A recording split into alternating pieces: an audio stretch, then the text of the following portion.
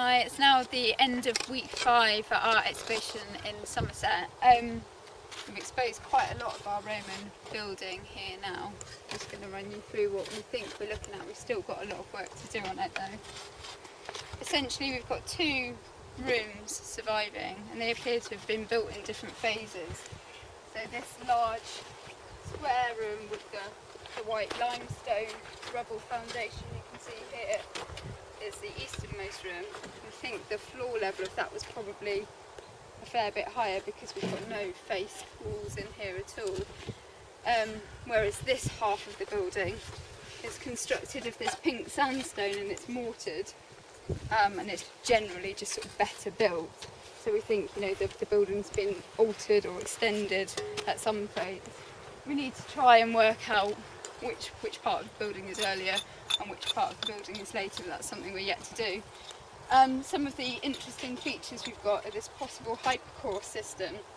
So where I'm standing now is what we think may have been the stoke hole where they had the fire to create the hot air which would have rushed underneath the floors of the building. And we've got the evidence that we've got for that is these channels. So there's a wide one that comes through here and then it forks off, one going under that floor and one going towards that room and under that floor, and then a further one behind me here. It's got a sort of rubbly backfill that we need to take out, but there is some evidence for burning. There's some charcoal down here.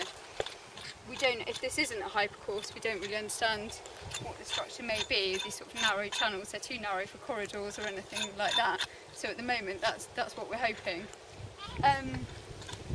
Like I say, this channel comes under this floor, but where we've taken out the material on the north side of the building, which has all been quarried out in the post-medieval period, we've lost the northern half of the building. I think on my plan, the blue lines are the structural elements and the yellow is the post-medieval quarrying, so you can see we've lost quite a lot of it.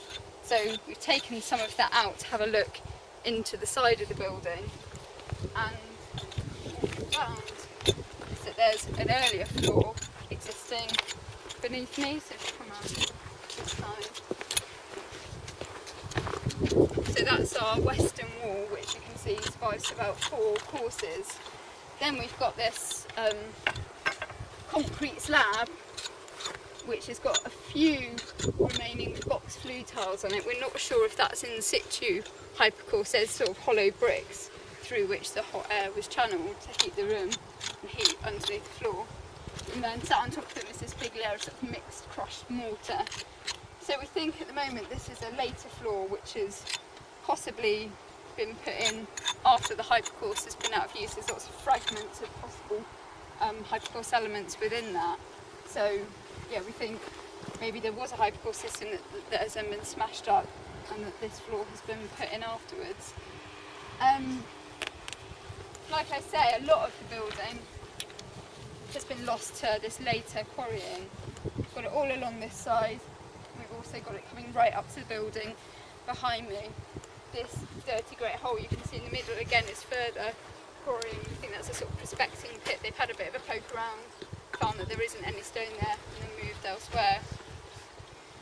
Because of this quarrying, we don't know how big this building originally was. We've got over in that corner outside of the large room, there's walls continuing in that direction that have then been chopped away.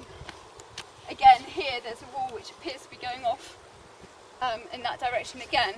So it's sort of suggesting that there's at least two rooms that we've lost on that side of the building.